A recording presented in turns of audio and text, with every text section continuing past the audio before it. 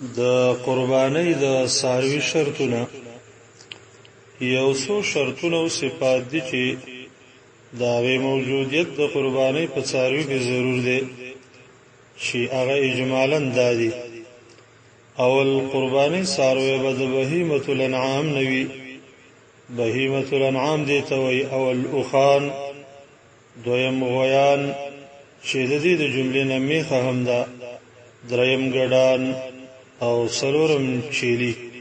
قرآن کې الله فرمایي ولکل امة جعلنا منسکا لیذکروا اسم الله علی ما رزقهم من بهیمة الانعام. الله بهیمة الانعام ذکر کړي.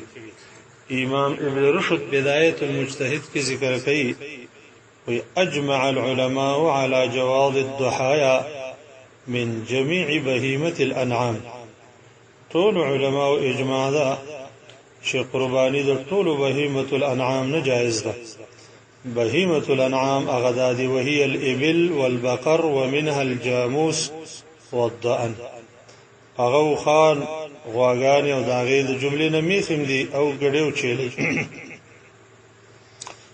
دویم داده چې د اضحیه څاروی به دوغه خوي چې داغې نه کمی نو پای قربانی نه کیږي.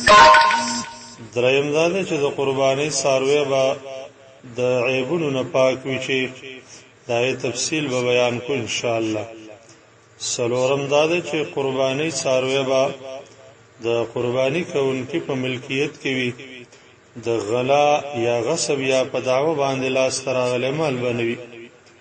پنځم په دې کې څاروي کې به پردی حق ورپورې متعلق نه وي، لکه ګاڼه شوی ونی د بل کس ور سره شریک نه چې هغې د اجازې نه په غیر ذبح شي.